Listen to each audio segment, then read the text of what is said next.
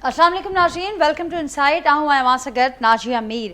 नाज़रीन, बलूचिस्तान सूरत हाल वज़ीर आज़म जो दौरो केतिरो लाभाइतो साबित थींदो। सिंध अंदरि साइक्लोन जो अलर्ट जारी थियो आहे ऐं हुकूमती उपाउनि जी हुकूमती तयारियुनि जी छा सूरत हाल आहे। ऐं उन खां सवाइ पाकिस्तान पीपल्स पार्टी जा वफ़ाक़ी सरकार सां वधंदड़ इख़्तिलाफ़ कारण छा आहे, उन ते तफ़सीली गुफ़्तगू कंदासीं। जेको पैनल मूंसां गॾु मौजूदु आहे जो तारुफ़ सां कराईंदसि। मूंखे कराची स्टूडियो में जॉइन कियो आहे MQM जा सीनियर अॻवान आहिनि शबीर कायमखानी साहब, मूंसां गॾु कराची स्टूडियो में मौजूदु आहिनि।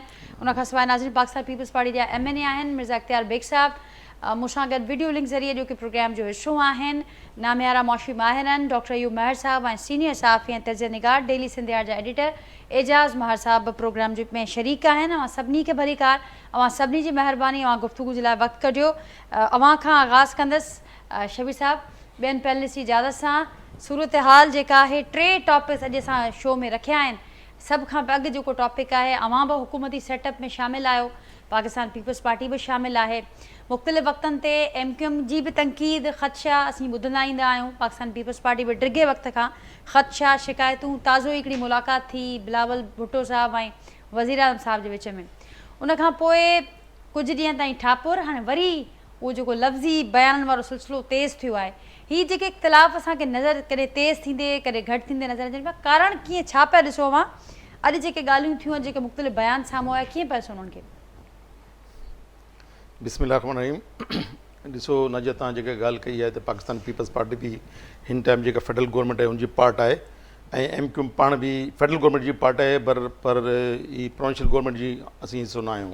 जी ॾिसो असां जेका सपोर्ट कई हिन वक़्तु जेका हुकूमत आहे फेडरल गवर्नमेंट, ऐं कुझु कमिटमेंट हुयूं ऐं कमिटमेंट असांजी ज़ाती कमिटमेंट न हुई। असीं इहो ई चाहियूं था त जेका आवाम जा बुनियादी जेका इशूज़ आहिनि उहे मसइला हल थियनि। ख़ासि करे जेको हींअर इशूज़ त घणा आहिनि, घणा मसइला आहिनि, पर अॼु जेका असीं ॻाल्हि कयूं था त ख़ासि करे जेको IPPs वारो जेको मसइलो हो ऐं ख़ासि करे जेका हींअर इलेक्ट्रिसिटी तव्हां ख़बर आहे रेट घणा वधी विया आहिनि, बेरोज़गारी आहिनि, ॿ टे इशूनि ते असां ज़रूरु ॻाल्हायो आहे ऐं ॿ टे 4 चकर असांजी मीटिंग बि थी चुकी आहे वज़ीर आज़म साहब सां बि, ऐं जेको तवानाई जो जेको वज़ीर आहे अवैस लगारी साहब, हुननि सां बि असांजो जेका क़यादत आहे लीडरशिप आहे उनजी मीटिंग थी। ऐं मीटिंग में जेका असां इहो ई इशूज़ असां डिस्कस असांजी पार्टी कई, बाबा महिरबानी करे बिजली जा रेट घटि कया वञनि ऐं जंहिंसां आवाम खे कुझु रिलीफ मिले। पर ज़रूरु चवंदा आहिनि वादा त ज़रूरु कंदा आहिनि, ठीकु आहे थी वेंदा, पर अॼु तव्हां ॾिसो गवर्नमेंट खे ठहे मां सम्झो 5-6 महीना थी विया आहिनि, 5-6 महीने में अञा ताईं मसइलो हिकिड़ो न हल थी वियो आहे। त ज़रा असां बि अवामी नुमाइंदा आहियूं, अवाम वटि असीं वेंदा आहियूं त अवाम जो इहो सुवालु ईंदो आहे त भई अॼु 6 महीना थियनि तव्हां छा था कयो। अवाम ॾिसो कि जेको ग़रीब अवाम आहे उहो बिल पे करे कोन थो सघे। ग़रीब खे त छॾो, अॼु जेको साहिबी हैसियत माण्हू हू बि परेशान थी विया आहिनि। त एतिरी महांगाई थी वई आहे, महांगाई माना घणे इशूज़ आहिनि जिते असीं ॻाल्हाए सघूं था। पीपल्स पार्टी करे थी त वफ़ाक़ जो को हिकु इदारो बि ठीकु कमु न पियो करे। हू ॼाणाइनि था त बिजलीअ जो समूरो जेको सिस्टम आहे वफ़ाक़ जो उहो तबाह आहे बिल्कुलु। अॼु त सस्ती जेके बिजली वारो प्रोग्राम आहे पंजाब जो, उनजे जाइज़े जी हिदायत बि ॾिनी आहे बिलावल साहब वॾे वज़ीर खे, त तव्हांजी ॾिसो उहो केतिरो वर्केबल आहे, केतिरो प्रैक्टिकल आहे। न सुठी ॻाल्हि आहे। बिलावल साहब त इलेक्शन खां अॻु में बि वादा कयो 300 यूनिट जो छा आहिनि असीं फ्री कंदासूं या इहो कंदासूं, पर ख़ाली ॾिसणो इहो आहे नाजिया, ख़ाली वादा ई न आवाम ख़ाली तव्हां पॉलिटिकल माइलेज जे लाइ तव्हां आवाम सां कूड़ा वादा था कयो, पोइ वक़्तु अची वेंदो आहे न, पोइ हू वादा वफ़ा न थींदा त पोइ ज़ाहिर आवाम ख़ाली कूड़ नारनि में त कोन ईंदी न। तव्हां ॾिसो अगरि मरियम नवाज़ साहिबा जेको ऐलान कयो आहे पंजाब जे लाइ, उहो पंजाब जो मैटर आहे, उहो करिणो न मरियम साहब कयो, पर ग़लती थी नवाज़ शरीफ़ पाण कयो। नवाज़ शरीफ़ हिकिड़ो वफ़ाक़ी लीडर आहे, वॾो लीडर आहे, हुनजो हिकिड़ो सियासी कद आहे। गुज़िरियल प्रोग्राम में तव्हां सां मूं ॻाल्हि कई हुई, पर ग़लती इहा थी त उन्हनि पंहिंजे पीउ नवाज़ शरीफ़ साहब सां जेको करायो त ॿिन्हिनि सूबनि खे थोरो एतिराज़ु थियो। बाक़ी हेल्दी कॉम्पिटिशन जेको आहे न उहो थियणु घुरिजे। अगरि हू रेट घटि था कनि, कहिड़ा हुननि वटि सोर्सिस आहिनि, कहिड़ा वटि हुनजा वसाइल आहिनि, सूबे जी पंहिंजी कटौती करे अगरि पंहिंजे सूबे जी अवाम खे रिलीफ ॾियणु चाहिनि त सुठी ॻाल्हि आहे, असांखे एतिराज़ु कोन आहे। हेल्दी कॉम्पिटिशन नज़र अचे पियो जेको पीपल्स पार्टी ऐं मुस्लिम लीग नून में असांखे नज़र आयो। हू चवनि था, हू ईअं चवनि था त हिकिड़ो रीज़न हुन इहो ॿुधायो ऐं थियणु घुरिजे, ज़रूरी आहे। ॾिसो न, अगरि एतिराज़ु पंहिंजी जाइ ते एतिराज़ु असांखे इहो आहे त हिननि पाण खे ऐलान करिणो हो ऐं हिन ऐलान कयो, ॿिया जेका सूबा आहिनि हुननि खे थोरो अहसास महिरूमी थींदी आहे। पर अगरि मुराद शाह साहब हिकिड़ो विजन आहे हिननि जो, हीअ चवनि था असांजा विजन आहिनि, असां 16 साल खां हुकूमत कयूं पिया, हज़ार अरब रुपए ख़र्च करे त सिंध जी आवाम जी जेका हींअर जेको हाल आहे उहो तव्हां ॾिसो था। अञा ताईं आवाम खे का रिलीफ न मिलियो आहे, आवाम परेशान आहे, बेरोज़गारी घणी आहे। ऐं ख़ासि करे हीअ जेका बारिश जेका हींअर जेका थी आहे, पहिरीं हिननि जेको हीअ चवंदा त असांजी तयारी पूरी आहे। जी ऐं महकमा मौसमियत जी तव्हां ॾिसो प्रिडिक्शन बि हुई त हींअर त कराची मां बारिश बि कोन थी आहे एतिरी। तव्हां सूरत हाल तव्हां ॾिसो न, कराची मां हींअर अचां पियो, तव्हां FTC ब्रिज वटि तव्हां ॾिसो केतिरो ट्रैफ़िक जाम आहे। 5 मिंट जो रास्तो माण्हू खे कलाक था लॻी था वञनि, माण्हू परेशान आहिनि, सेवरेज भरिजी विया आहिनि, रोड टुटी विया आहिनि। थोरी बारिश थी आहे, दुनिया भर मां बारिश थींदी आहे। बारिश हिकिड़ी नाजिया रहमत आहे, अलाह जी तरफ़ां रहमत आहे। पर असांजा जेका अमल आहिनि, असांजा जेका कूड़ा वादा आहिनि, जेका असां कोशिशि न कयूं था, असां करप्शन कयूं, उहा जेका रहमत उहा तब्दील थी वेंदी आहे ज़हमत मां।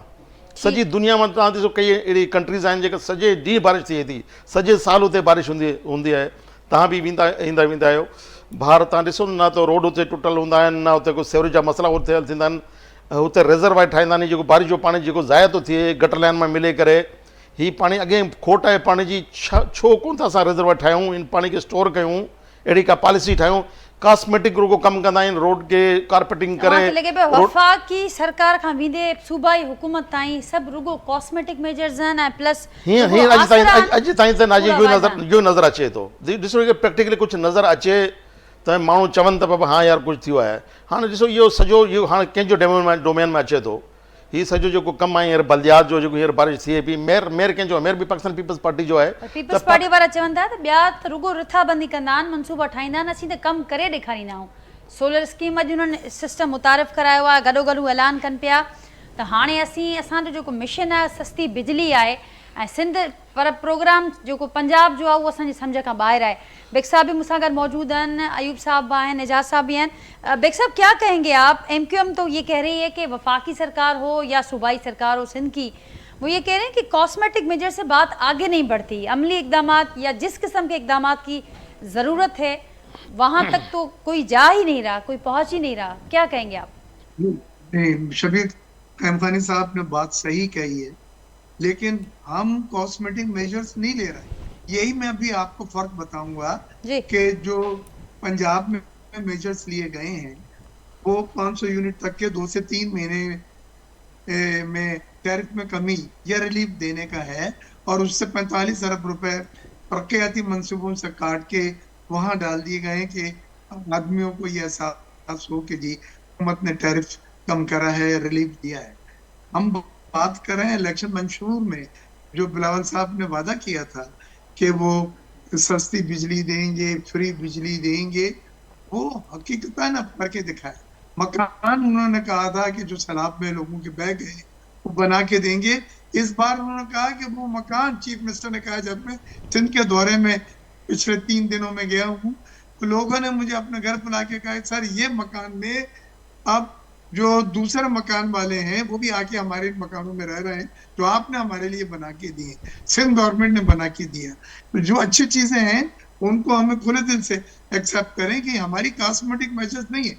ये मकान बना के देना और न्यारी मकान बनाना, ये जो आपके सैलाब में और इस तरह की आसमानी जो आफात होती हैं उससे मुकाबला कर सकें, ये बड़ी बात थी। ये दिए हैं, लोग उसमें मुंतकिल हुए हैं। अब दूसरा वादा ये था कि सोलर सिस्टम से हम आपको फ्री बिजली देंगे। आपको पता है आज मैं फंक्शन में था, आपसे भी बात वहीं से हुई थी। बिलावल साहब और तमाम मिनिस्टर्स, काबीना, MNAs, MPs, सेनेटर को बुलाया गया था और कराची और लाड़काना में 2 लाख सोलर होम सिस्टम आज बांटे गए हैं डिस्ट्रिक्ट में। वहां की सत्ता पे बांटे गए, कुछ यहाँ कराची में बांटे गए, कुछ और बांटे जाएंगे। कहने का मकसद ये है कि ये एक निजाम के तहत बना रहे हैं। इसमें एक पंखा है, इसमें 3 बल्ब हैं, इसमें बैटरी है और ये सोलर सिस्टम है म्यारी। इससे बिजली जो पैदा होगी वो फ्री बिजली है आपकी। ये वो वादा था कि जो मंशूर में इलेक्शन के बिलावल साहब ने किया था। अब हमने आके ये करा है, फिर भी बिलावल साहब ने ये कहा, इस बात को गौर से सुनिएगा कैमखानी साहब, आपकी भी तवज्जो मैं चाहूंगा कि वो कहते हैं पंजाब जाएं और मरकज में जाएं और उनके सिस्टम को स्टडी करें। ये जो 45 अरब में कटौती करके ₹14 फी यूनिट कमी दी गई है 2 या 3 महीने के लिए। और अगर आप समझते हैं कि वो सिस्टम मुस्तकिल बेहतर लॉन्ग लाइफ है तो आप छोड़े मेरे सोलर सिस्टम को, बाहर में जाए, ये लफ्ज यूज किया था। आप वो सिस्टम पे काम करके यहाँ पे भी लोगों को दें। मकसद ये कहने का था कि हमारा ये जो आज हमने ऑफर करा है ये कॉस्मेटिक नहीं है, ये एडॉक मेजर्स नहीं है। इसके ताने बाने शुरू होते हैं मंशूर में, इलेक्शन के मंशूर में इसका वादा किया गया था और मकानों की तरह सोलर सिस्टम को मुफ्त बिजली का भी आज वादा पूरा किया है। इसमें क्या कोई मुझे कंट्रडिक्ट कर सकता है, ये बतला दीजिए। ठीक, उसके अलावा ठीक भाई साहब, वर्ल्ड बैंक के साथ ये प्रोजेक्ट है और वर्ल्ड बैंक ने नया 10% की मामूली पेमेंट पे, क्योंकि ये दिखाना चाहते हैं कि जिनको ये दिए जा रहे हैं home system, solar home system, उनको ये एहसास हो कि उनकी ओनरशिप है। और इसके साथ ही साथ उन्होंने कहा बिलाल साहब ने आज कि विंडमिल और सोलर एनर्जी को सिंध में हमने फरोग देना है। और न सिर्फ ये हमने फरोग देना बल्कि कार्बन क्रेडिट्स भी लेने।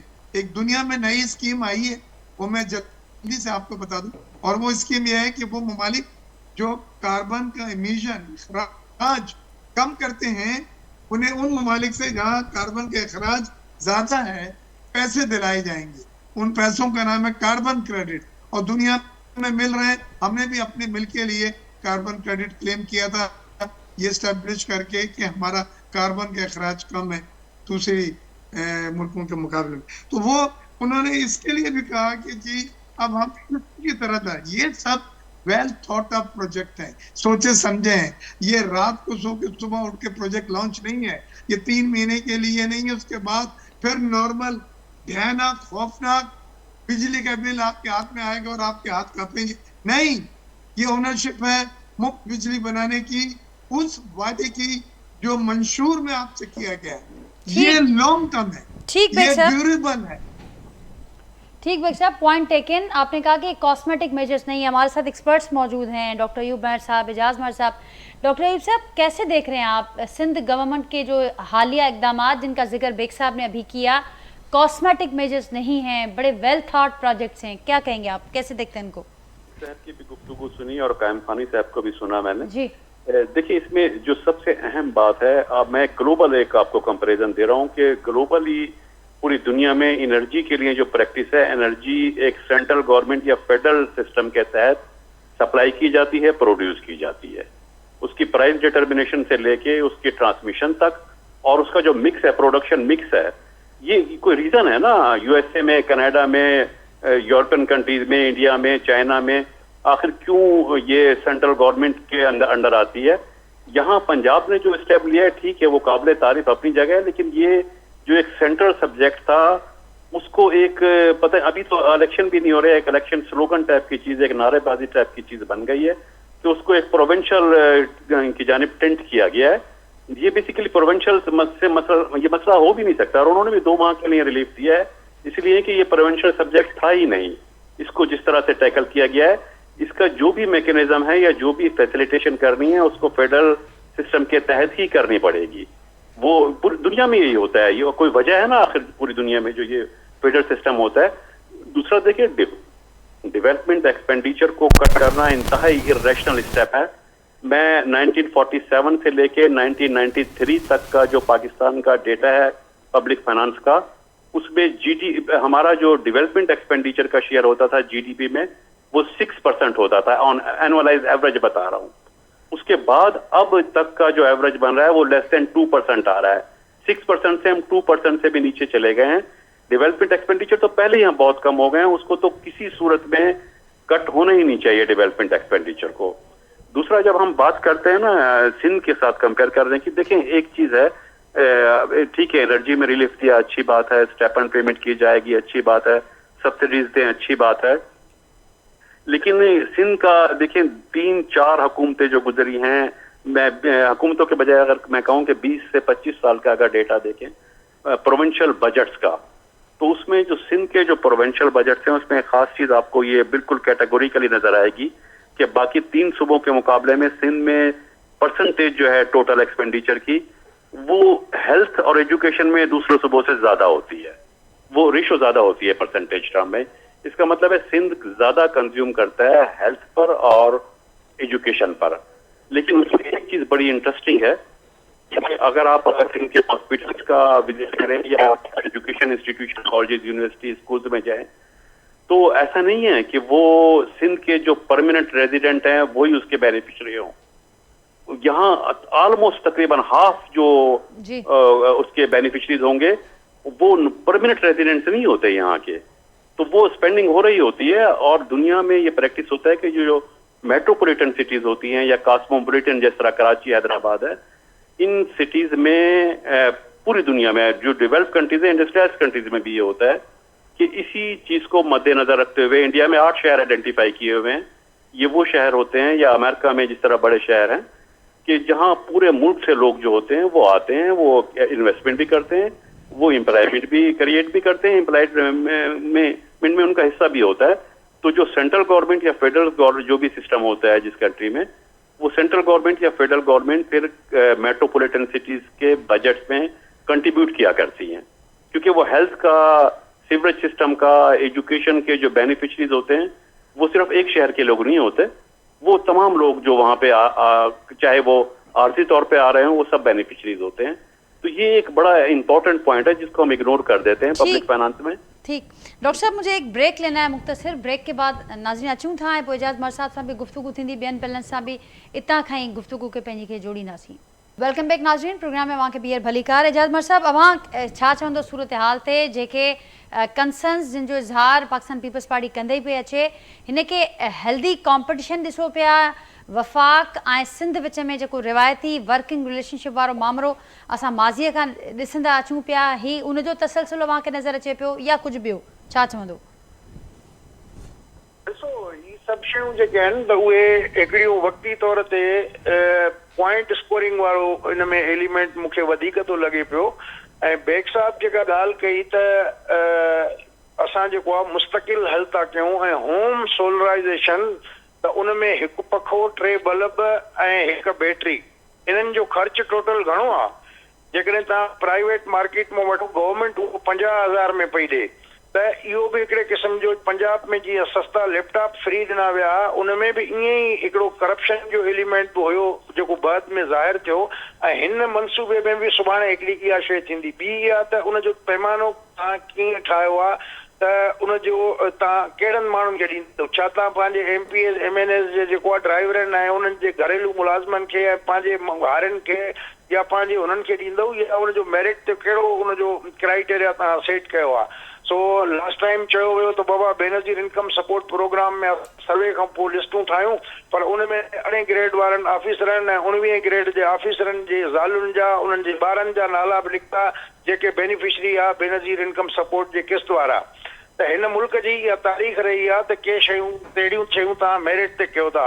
ऐं जेतिरे क़दुरु पंजाब जी ॻाल्हि आहे त उन में घटि में घटि 2 महीना ॾुखिया आहिनि, गर्मियुनि वारा आहिनि। इन्हनि में जेकॾहिं रिलीफ मिली थो वञे, उन खां पोइ सियारे जी मुंदि शुरू थींदी, बिजली जी कंज़म्पशन बि घटि थींदी, त उहो बि आर्ज़ी उपाउ आहिनि। त ही सभु शयूं जेके आहिनि जस्ट हिकिड़ो पंहिंजो वोट बैंक इंटेक्ट रखण जे लाइ, माण्हुनि खे जेको आहे त इहो अट्रैक्ट करण जे लाइ, इहे सभु शयूं जो हिकिड़ो आर्ज़ी उन कम जो तसलसुल आहे। बाक़ी जीअं अॼु CM साहब बि पंहिंजी तकरीर में चयो त 70% गैस जेको आहे सिंध सूबो थो ॾिए, ऐं बिजली बि असां सिंध सूबो ठाहे, थर जी बिजली जेका बि आहे फैसलाबाद में छो थी इस्तेमालु थिए, छो नथी सिंध गवर्नमेंट उहा इस्तेमालु करे? असांजे कराची खे छॾियो जे करे त बाक़ी सिंध जे लाइ त असांजी इहा काफ़ी सफिशिएंट बिजली आहे जेका हली सघे थी। त उन में छो न था आख़िर इहा ॻाल्हि तकरीरुनि में त कनि था, पर अची हिते काउंसिल ऑफ कॉमन इंटरेस्ट जो प्रॉपर फोरम आहे, या प्रॉपर तव्हां फेडरल गवर्नमेंट खे ख़त लिखी चओ त बाबा ही असांखे जेको आहे त राइट आहे। असां छो था तव्हां RLNG वठो जेको आहे, त छो था तव्हां LNG महांगी ख़रीद करे माण्हुनि खे ॾियो? त इन्हनि शयुनि ते सिर्फ़ु तकरीरूं करण जी हद ताईं ॻाल्हियूं करण जी ज़रूरत न आहे, पर अमली क़दम खणण जी मुंहिंजे ख़्याल आहे ज़रूरत आहे। ऐं ही ॿई भले नून लीग हुजे या पीपल्स पार्टी हुजे, त इहे जेके बि उपाउ वठनि था, ये के मुस्तकिल हल कोने को। ॻाल्हि इहा आहे त फ़िलहाल त खणी ठीकु आहे, देखने के जो छा चवंदा आहिनि ढोल सुहाना, पर इहो अगेन जेको मां नथो सम्झां त को पाइदार हल आहे। हाणे जॾहिं अरिड़हीं तरमीम खां पोइ सूबनि खे बिजली पैदा करणु, ट्रांसमिशन लाइन ठाहिणु, इहे सभु शयूं करण जी परमिशन मिली आहे, त सिंध गवर्नमेंट इन ॾिस में बिल्कुलु पेशरफ़्त कई आहे ऐं उहो काफ़ी अप्रिशिएटेबल आहे। पर उन ते फौरी तौर ते वधीक अमल करण जी ज़रूरत आहे। जीअं इन्हनि खे शयूं जेके मुराद अली शाह साहब ॿुधाईंदो रहियो आहे त असांजी नूरियाबाद वारी 9 रुपए जी यूनिट वारी बिजली कई इलेक्ट्रिक खे था ॾियूं, त इहे सभु शयूं तव्हां जेको आहे सिंध जे माण्हुनि जे लाइ करे सघे थो। सिंध गवर्नमेंट वटि वसीला काफ़ी आहिनि, उन्हनि खे एक्सपेडाइट करण जी ज़रूरत आहे। जीअं बाक़ाइदा अमली तौर ते लॻे त वाक़ई जेको आहे उहो सिंध गवर्नमेंट जेको आहे को डिलीवर करे थी। बाक़ी सॼी सिंध में तव्हां जिते बि हलिया वञो, 2-3 ॾींहंनि खां बारिश हले थी, किथे बिजली कोन्हे, शहरनि में गोॾनि जेतिरो पाणी बीठो आहे, को ड्रेनेज जो को सिस्टम कोन्हे को। इवन ख़ुदि कराची में जेको आहे इतलात इहे आहिनि त थोरी बारिश जे बावजूद बि पाणी काफ़ी रोडनि ते बीठो आहे। ऐं खोड़ जायुनि ते इहो बि रिपोर्ट थियो आहे त वाटर सीवरेज बोर्ड वारा उहे टैंकर खयूं, सकिंग मशीन बीठा आहिनि, पर उहो नाकाफ़ी इंफ्रास्ट्रक्चर आहे, जेतिरो हुजणु घुरिजे उहो नाहे। त इन्हनि सभिनी शयुनि खे हिकिड़ो तव्हां जेको प्रायोरिटाइज़ कयो ऐं हिकिड़ो तव्हां long term policy, mid term policy ठाहियो, फौरी तौर ते जेके आहिनि उन कहिड़ियुनि उपायनि जी ज़रूरत आहे। त इहे सभु पुराणी बोर्ड में बि असां ॾिठोसीं त पाणी जेको आहे त चयूं त जेको आहे ही कढंदासीं ऐं उन में मशीनुनि जे तेल ते जेतिरा पैसा ख़र्च थिया एतिरो त किथे जेको आहे उहो हलियो बि कोन हो। त बहरहाल इन्हनि शयुनि खे थोरो ऑर्गेनाइज़ करण जी ज़रूरत आहे। बजाए हिनजी जो थोरी ताड़ियूं उजराए वाह करण खां बहितर आहे तव्हां पाइदार ऐं मुस्तक़िल बुनियादनि ते हल जा मनसूबा जोड़ियो। पाइदार ऐं मुस्तक़िल बुनियादनि ते हल जा मनसूबा। शबीर साहब ज़िक्र बि कयो बरसातुनि जो, एजाज़ साहब, ऐं न रुगो कराची, हैदराबाद, सिंध जा वॾा शहर, ॿिया वॾा शहर, उन खां सवाइ हिन वक़्तु हर पासे जेके आवाज़ अचनि पिया, ॾुखियाई ऐं इन क़िस्म जी सूरत हाल अचे पई त रहमत ज़हमत बणियल आहे माण्हुनि जे लाइ हिन वक़्तु। सही त चओ, माशाअल्लाह एजाज़ भाई साहब सुठो हुन ते तबसरो कयो आहे। ऐं तव्हां ॾिसो न, कराची में त एतिरी बारिश न थी आहे, तॾहिं इहो हाल आहे। मीरपुर ख़ासि 150 मिलीमीटर बारिश कल्ह राति ताईं थी चुकी हुई, अॼु जी मूंखे ख़बर न आहे।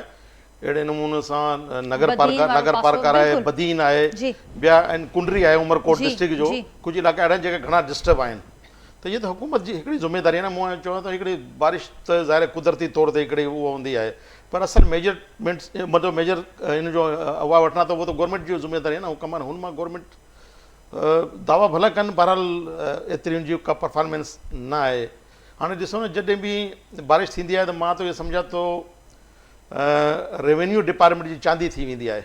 कुझु अहिड़ा डिपार्टमेंट आहिनि जंहिंजी चांदी हिन जे करे थी वेंदी आहे त इहो सॼो रिलीफ जो कमु हुननि जी तरफ़ां थींदो, माना हुननि जी केयर ऑफ सां थींदो आहे। हू ई लिस्ट ठाहींदा आहिनि, उहे तपेदार, मुख़्तियारकार, AC, हू ई ॻोठनि मां वेंदा आहिनि, पोइ सर्वे कंदा आहिनि। सर्वे करण खां पोइ जेतिरो पैसो ईंदो आहे उहो कमिशनर जे अकाउंट में ईंदो आहे, पोइ हू ई पैसा डिस्ट्रीब्यूट कंदा आहिनि। जीअं एजाज़ मेयर साहब चयो त बाबा ही सोलर जो क्राइटेरिया छा आहे, कीअं ॾींदा, माइटनि खे ॾींदा, पंहिंजे ड्राइवरनि खे ॾींदा, कंहिंखे ॾींदा। अहिड़े नमूने सां जेको रिलीफ मिले थो, जेको ईंदो आहे, उहो हिननि जी नज़र हूंदो आहे, हिननि जी स्वाबदीद ते हूंदो आहे जेको इहो कनि, त हिन जी त हिकिड़ी चांदी थी वेंदी आहे।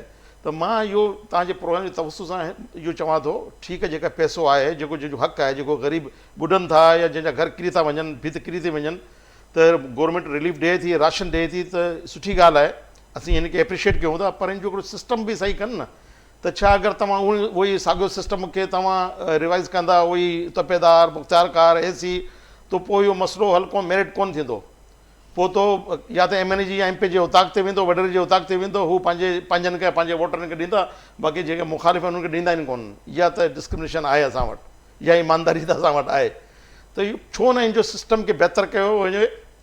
मोहल्ला कमेटी हूंदी आहे, तव्हां ख़बर ॻोठनि मां, हिते मस्जिद कमेटी हूंदी आहे, जेका माण्हू निमाज़ी माण्हू हूंदा आहिनि, 8 रुकनी 10 रुकनी हिकिड़ी कमेटी हर मस्जिद में हूंदी आहे। त छो हुननि जे ज़रिए भले हुन मां इन्वॉल्व हुजनि, चेक एंड बैलेंस हुन उहो भले चेक कनि, पर हुननि जे हुननि खे इन्वॉल्व कयो वञे त मां सम्झां थो फिर ग़रीब खे हुनजो हक़ मिली वेंदो। शयुनि खे रिविज़िट करण जी ज़रूरत आहे। मां चयो त मेरिट ऐं ॿियो प्लस जेको करप्शन वारो एलिमेंट जो ज़िक्र एजाज़ साहब बि कयो, उन्हनि ते तमामु घणे फोकस जी ज़रूरत आहे। ॾिसो, मां हिकिड़ी ॻाल्हि मूंखे यादि अचे, ॾिसो तव्हां गुज़िरियल 2-3 साल पहिरीं हिकिड़ो इशू थियो त मीरपुर ख़ासि मां मच्छरदानियूं, केतिरी मच्छरदानियूं आयूं, उहो हिकिड़े कंहिं फैक्ट्री मां डंप हुई, त हुन मां बि इन्वॉल्व केरु आहे, केरु, हू तव्हांखे ख़बर आहे सॼी।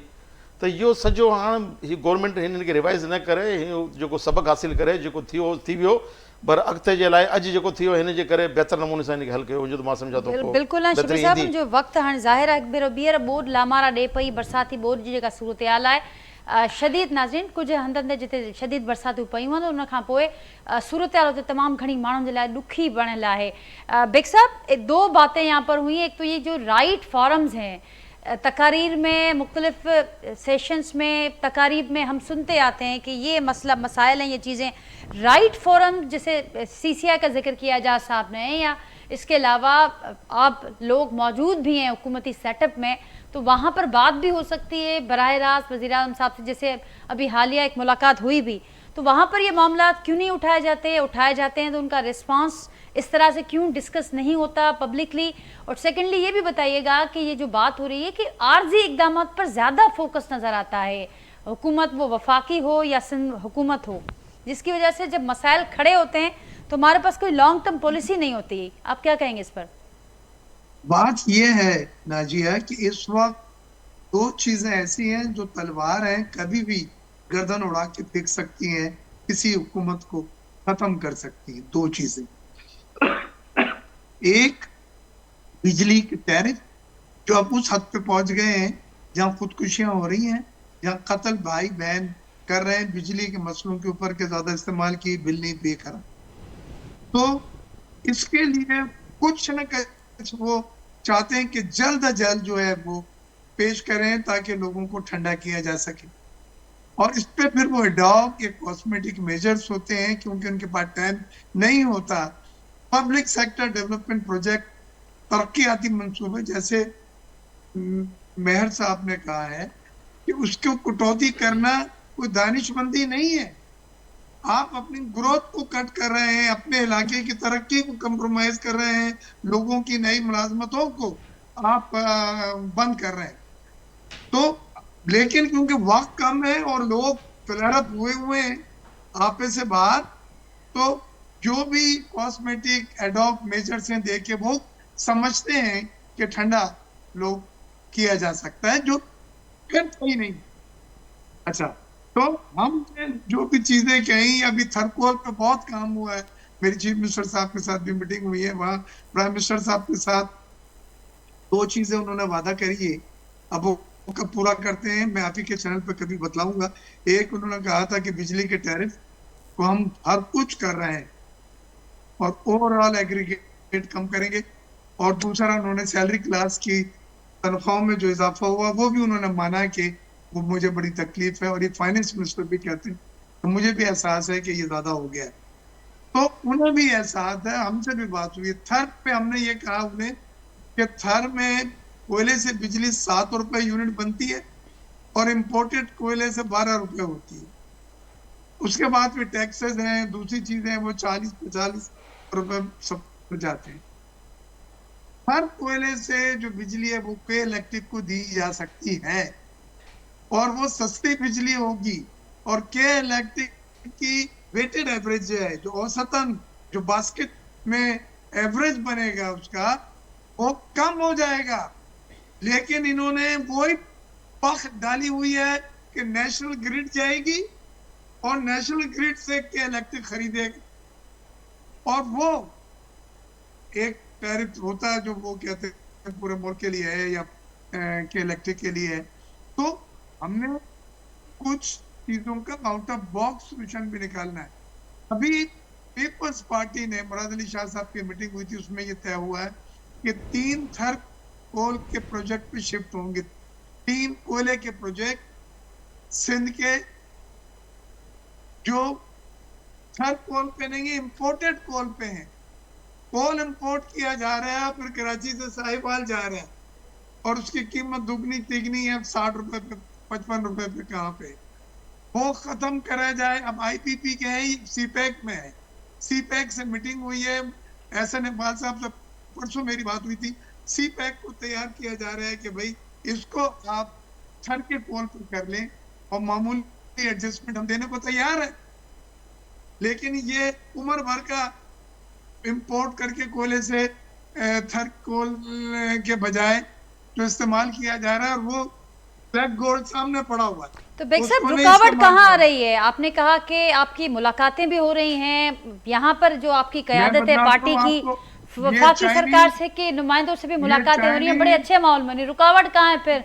ये जो हम तकारीब में सुन रहे हैं वो फिर क्या है?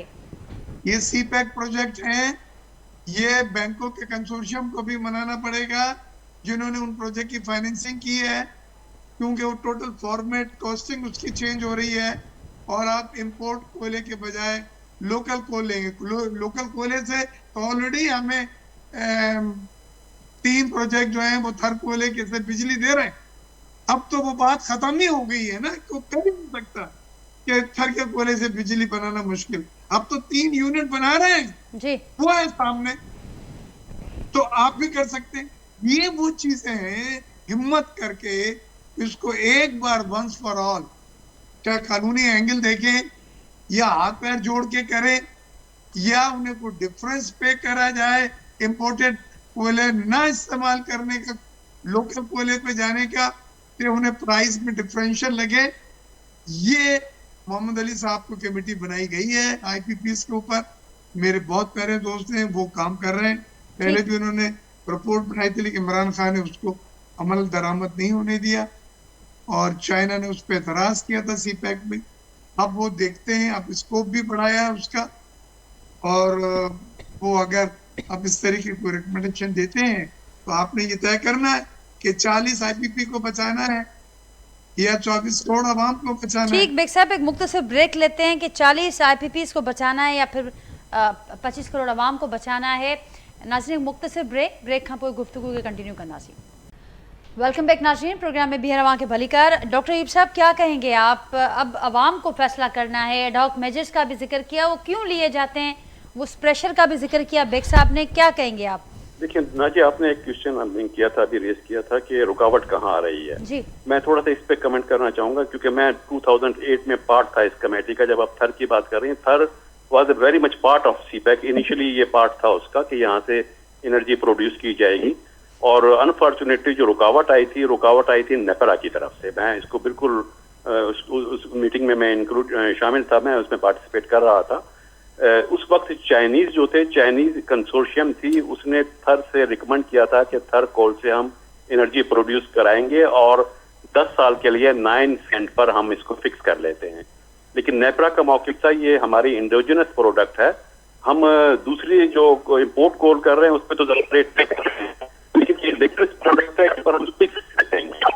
अब 6 सेंट और 9 सेंट जो था वो कभी तय नहीं हुआ फिर, और आज जो है हम 9 क्या, आज तो उससे बात बहुत आगे निकल चुकी है ना। ये रुकावटें जो है इस तरह ब्यूरोक्रेटिक सिस्टम में इस तरह की रुकावटें आती रही हैं। दूसरा ये कि बेग साहब की मैं मौजूदगी से एक फायदा उठाते हुए मैं ये एक चीज रिमाइंड कराना चाहूंगा। देखिए आधे से ज्यादा जो मसले हमारे क्रिएट हो रहे हैं ना, जो डेवलपमेंट फाइनेंसिंग के हैं, जिसकी वजह से डेवलपमेंट का काम रुका हुआ है। देखिए पार्लियामेंट ने 2005 में एक लेजिस्लेशन किया था, debt limitation, fiscal responsibility and debt limitation act. वो मुसलसल वायोलेट होता रहा है और उसके वायोलेट होने में सिर्फ ये नहीं कि फिस्कल डेफिसिट बढ़ता रहा है, हम लोन ज्यादा लेते रहे हैं, हम नोट ज्यादा प्रिंट करते रहे हैं, बल्कि उसकी लेटेस्ट शक्ल ये है कि हम डेवलपमेंट एक्सपेंडिचर पर अब कट लगाना पहले भी लगा रहे थे, अब ज्यादा तेजी से लगाना शुरू किया है। वो डेवलपमेंट एक्सपेंडिचर पर कट हो ही नहीं सकता था अगर वो fiscal responsibility and debt limitation act जो है अपनी सही रूल के मुताबिक अगर उस पर आप अमल कराते हैं कामयाब, उस पर कोई ऑब्जेक्शन नहीं करता, ना सेनेट में ना नेशनल असेंबली में।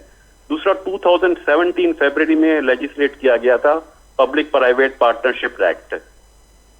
उसके तहत ये जो डेवलपमेंट का जितना भी काम है, जिसमें 4 सेक्टर्स हैं, वाटर एंड सीवरेज है, ट्रांसपोर्टेशन है, एनर्जी है एंड ICT है, ये तो प्राइवेट सेक्टर से पार्टिसिपेशन किया। उसमें गवर्नमेंट का खर्चा नहीं था, इक्विटी नहीं थी, गवर्नमेंट को बजट से कुछ नहीं देना था, पर प्राइवेट सेक्टर की हेल्प कर रही थी इस एक्ट के तहत। उस पर वो एक सब सोए हुए हैं, उस पर कोई काम नहीं हुआ। उसके बाद बहुत माइनर सा उस पर काम हुआ है, लेकिन जो एक्सपेक्ट किया जा रहा था उसमें 90% एक्सपेक्टेशन पूरी नहीं हुई। और अभी आप भी लेटेस्ट फिगर जो आ रहे हैं, जो हम डेफिसिट की तरफ जाते रहे हैं, एक चीज को जो कम इंडिकेट किया जाता है वो है बैंक फाइनेंसिंग का।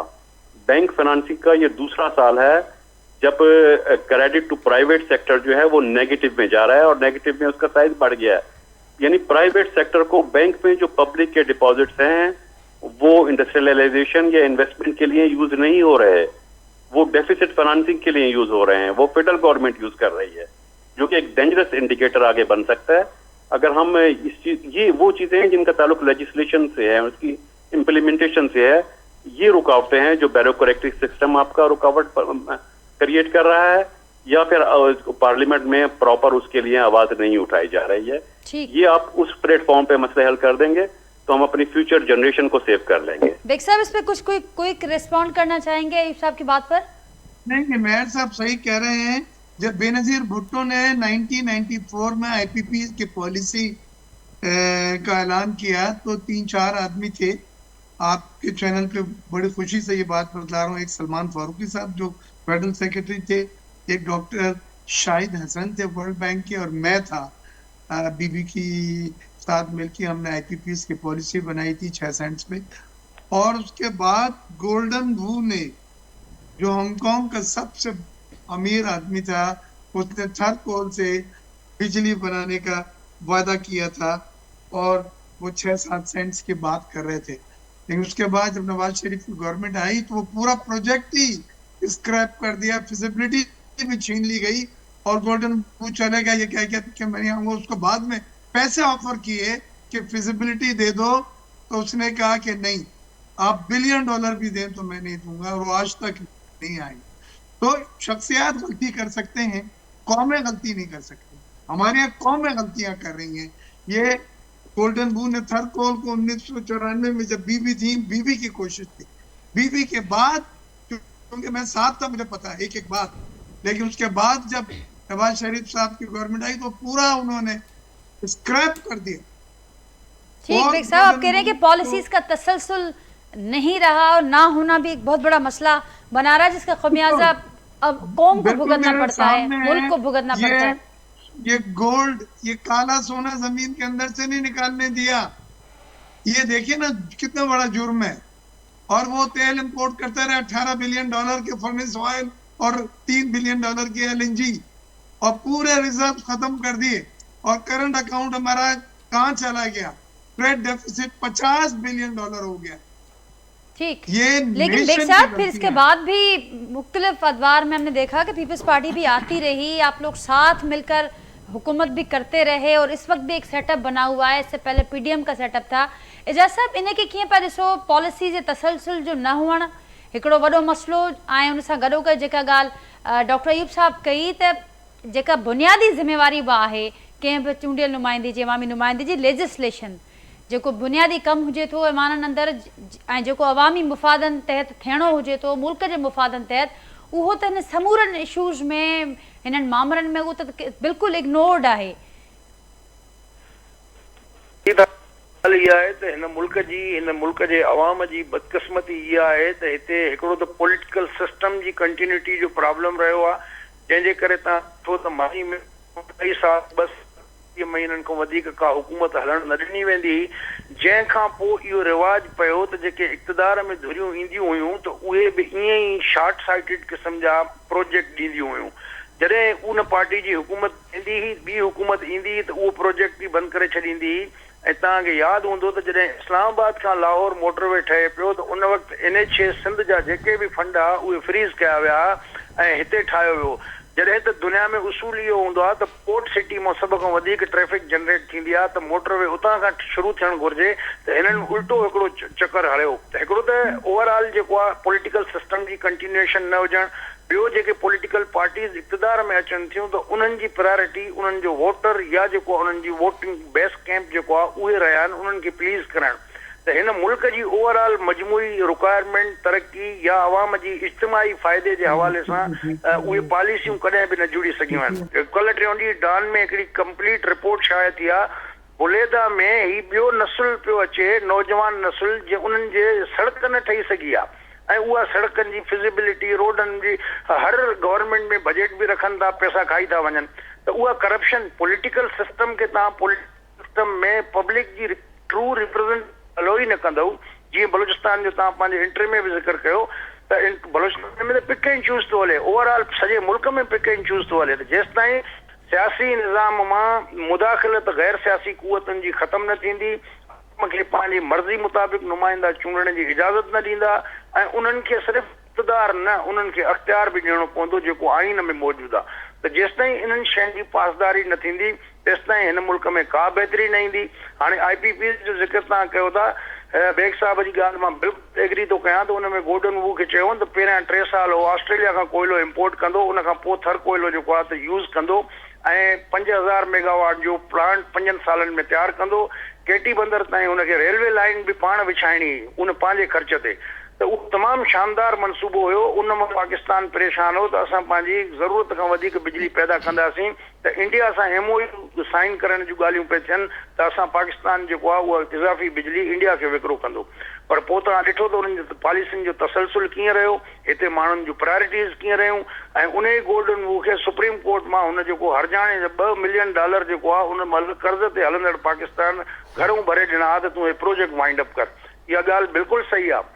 पर ॻाल्हि इहा आहे त जीअं ई 5 नवंबर ते बेनज़ीर साहिबा जी हुकूमत ख़तम थी उन खां पोइ 15 नवंबर ते केयर टेकर प्राइम मिनिस्टर खे हलफ़ खणणो हुयो। उन हलफ़ खां पहिरीं अप्रूवल थी ॾिनी हुई पहिरीं IPP जी, जंहिंखे इहे सभु कंपनी कैपेसिटी पेमेंट ऐं सभु धूड़ छायूं बिजली पैदा करे न करे उनखे पैसा ॾियण जो उहो एग्रीमेंट कंहिं करायो।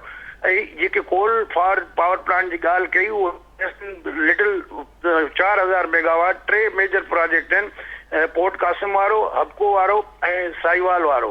इहे 3 प्रोजेक्ट जेके आहिनि इम्पोर्टेड कोयल खां ऐं चाइनीज़ एग्री कयो आहे। बाक़ी हाणे फॉर्मेलिटीज़ जेके आहिनि उहे रहनि थियूं बाक़ी। पर चवण जो मक़सदु त इहे एग्रीमेंट इन्हनि से महांगे कोयले ते कया कंहिं। तव्हां ॿाहिरों 70,000 टन में वठो था कोयलो ऐं सिंध जो कोयलो 7,500 में बि नथा खणो पिया। ठीकु आहे हुनजी खणी लो क्वालिटी आहे उहो, पर एतिरी बि न आहे जो तव्हां अहिड़े तरीक़े सां जेको आहे इहो रवैयो रखियो। ऐं हाणे बि तव्हां ॾिसो त तव्हां बलूचिस्तान खे गैस केतिरी था ॾियो। सुई गैस जे 52 में निकिती, उते सुई शहर में बुगटी कॉलोनी आहे उन में गैस कोन्हे का। पर उहा गैस जेको आहे तव्हां ॿियनि था हलायो नेशनल यूनिटी जे नाले ते हलाए। कहिड़े कहिड़े तरह जूं प्रायोरिटीज़ आहिनि। त इहो मुंहिंजो चवण जो मक़सदु त जेसिताईं इहे रेडिकल चेंजिस तव्हां पंहिंजी सोच में न आणींदव तेसिताईं जेको आहे त हीउ ढकोसले वारो कमु आहे। हर को 3-4-5 सालनि जी सोच रखी अचे थो पियो ऐं उन तहत ई हले थो पियो ऐं उन सां रिज़ल्ट्स बि उहे ई था अचनि। एजाज़ साहिबु बिल्कुलु दुरुस्त तव्हां ॻाल्हि कई। आख़िरी कॉमेंट वठंदा शबीर साहिबु अव्हां खां। जेका ॻाल्हि हिते तमामु अहम हुई त कुझु वक़्त जे लाइ मसइले खे टारण जे लाइ असांखे कुझु क़दम नज़र अचनि था, पर जेसिताईं रेडिकल चेंजिस असांखे सोच में नज़र न ईंदा हीअ मामला ईअं ई रहंदा। न जे हिकिड़ी ॾुखी ॻाल्हि कयां मां, हिन पाकिस्तान खे रेवोल्यूशन हिकिड़े इनकलाब जी ज़रूरत आहे। जेसिताईं हिन मुल्क में इनकलाब न ईंदो तेसिताईं इहो मुल्क न सुधरंदो। ॻाल्हियूं त असां कंदा आहियूं, तव्हां TV प्रोग्राम बि कंदा आहियो, असां जहिड़ा अची हिते ॻाल्हाईंदा बि आहिनि। पर तव्हां ॾिसो पाकिस्तान जी जेका हिस्ट्री आहे, पाकिस्तान खे ठहे तक़रीबन 77 ईयर्स थी विया आहिनि। पाकिस्तान ॾिसो न पस्ती जी तरफ़ वियो आहे। तव्हां पाकिस्तान के पास्ट खे ॾिसो, पाकिस्तान केतिरो सुठो हिकिड़ो मुल्क हो, न को हिते एनर्जी जो क्राइसिस हो, न को माने बहितरीनु मुल्क हो। अॼु 77 साल खां पोइ बि असीं इहा ॻाल्हि कयूं था वेही, त इहा असांजे लाइ शर्म जी ॻाल्हि आहे। माज़ी मां तारीख़ मां शबीर साहिबु छो नथा सिखूं?